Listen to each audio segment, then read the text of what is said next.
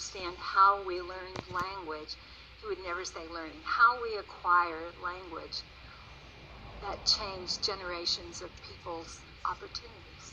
And so I think that's pretty amazing.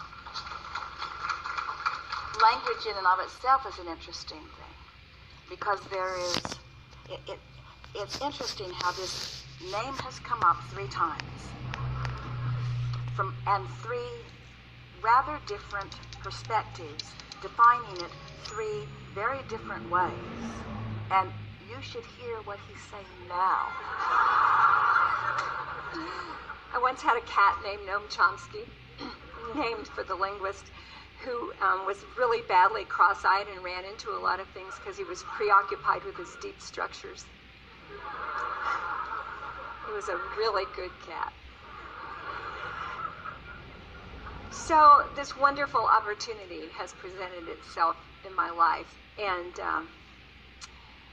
it's a chance to lay out a grid in a way that I think I have asked for forever. And probably like many people in this room, when the actual opportunity to lay out the grid differently and to, it's not about the manifestation exactly. It's about creating the energy framework in which certain kinds of things that I value really deeply can occur with and for other people. And what I would like to ask Abraham and Jerry, because he always gave me the best linear answers ever, is what are the steps that we go through in laying out an energetic grid for ourselves that's meant to be a container, a field? Well, it's easier than you know, because the piece that you forget, and everybody does to some degree, but hardworking people are the ones who forget it most often. And that is, do I want to do it? Does it feel fun? In other words, how does it feel in terms of my personal, is it something I want to do? Not something I should do, not something that needs to be done. Is it something I want to do? Does it make me, does my heart sing in the idea of the beginning steps? And if the answer to that is, I don't know, then it's too soon. Or if the answer is, no, I'm doing it because I should, then... You know, that's a great question. That's perfect. I know what I want, which is the feeling of the hands in the clay. It is the feeling of communication. It is the feeling of unfolding. It is the feeling of the flow.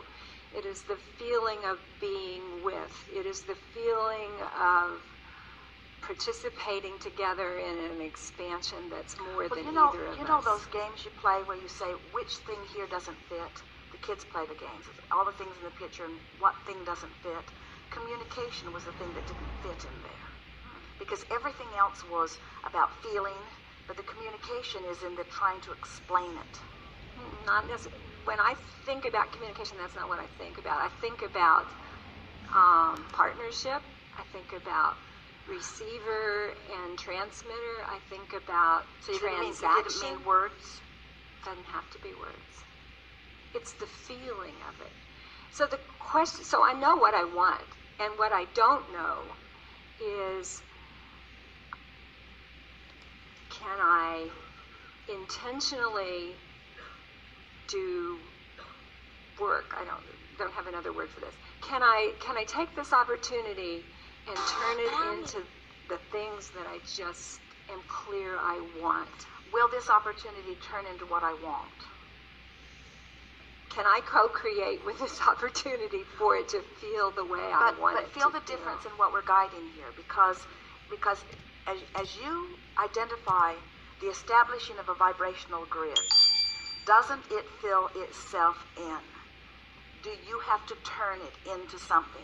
And if you have the feeling that you're going to have to do some of the turning it into something, then your grid isn't where you think it is or where you want it to be quite yet. That's Okay. So this is the question about the grid. Is You that understand what we're saying about the grid? In other words, it's the grid. It's that going general, going general, going general. The grid is knowing how I want to feel. I know how I want to feel. I don't know how I'm going to do it or when it's going to come or where it's going to come from or who's going to bring it, but I know how I want to feel when it gets there. I don't even need to define what gets there. I just know it's because I want to, in other words, I want to be of value. I want to be of assistance. I want people to find resolution in their interaction with me.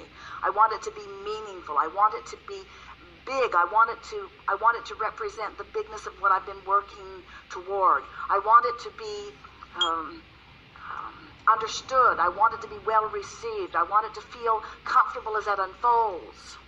Those are feelings, and they are general, and that's the grid. And so when you use anything you can to stimulate those feelings within you, rather than trying to work on the project or even identify if this opportunity is the right one, just feel around that and keep amplifying within yourself how you want to feel, then the unfolding occurs and you recognize it when it comes. It's the difference between allowing it and banging it into place. That's perfect. That's absolutely perfect. So, oh wow, that's hard for a hardworking person to let go of. Really hard. Really hard. And there are those who would say it's your ego is the problem. but we're talking about your focus being, but it's this is the subtle difference that we're all reaching to define. And it's that if you believe that you are a creator and that the way you create is by achieving a vibration that law of attraction responds to, then shouldn't every effort that you offer, hardworking person that you are, or shouldn't the majority of the effort that you offer be about producing the emotion or the feeling and trusting that the rest will fill in, because it will. This is the cart before the horse, or the horse before the cart thing that we talk about with most people. Most people say, I want to feel a certain way, and I think that avenue will get me there. So they focus on that avenue, and then they get sidetracked. Where if they would focus on how they want to feel, a myriad of avenues would show themselves to them to get there. There is not an opportunity. There are opportunities everywhere around us. So I want to ask this question about aging. Is it just the habit of vibration and the habit of resistance that is what we experience as aging? And intention from non-physical, in other words, wanting exposure to, in the same way that you brilliantly brought yet a third perspective to the name that had already been offered. Every phase of your life brings another perspective that adds a richness to the, and if you remained the same, that richness would not happen. It's varied perspective that adds to the richness of the whole, because from the source level, the grid is really well known. I can feel it. And it can be filled in lots of different stages of life experience. So the attractive thing about this opportunity is it feels like it can be a new life stage. It can be, the 9th life, and I only thought there were going to be 3, so this has turned out really well, and really scary, and really wonderful.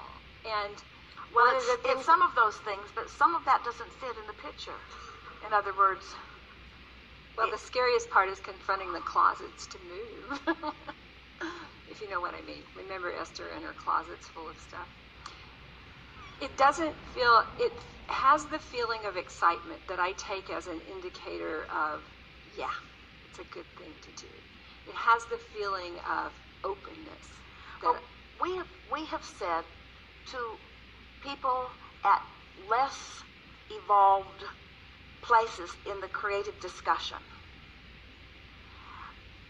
play it out in your mind both ways and see which feels better. Make a decision to do it and live with that for 2 or 3 days and see how it feels. Make a decision not to do it and play it out for 3 or 4 days. But that was before we had the profound discussion about the vibrational emotional grid.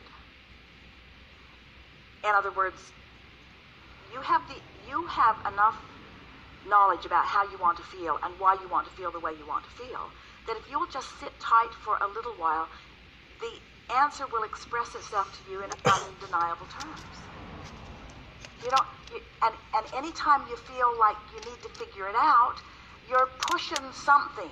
And what you're always pushing, you're pushing the action part, the deciding part, rather than ramping up or shoring up the vibrational part. So we're not talking about a long period of time. We're just saying focus upon how you want to feel and why you want to feel that way.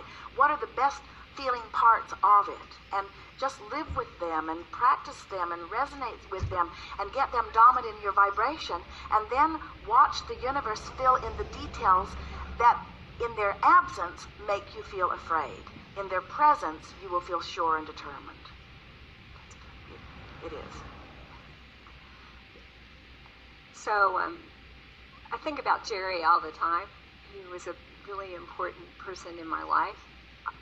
Didn't know him that well, but so powerful that lots of times, not as often as Esther, but I get the Jerry perspective on something so clearly, with a level of laughter that I never really heard him do except occasionally.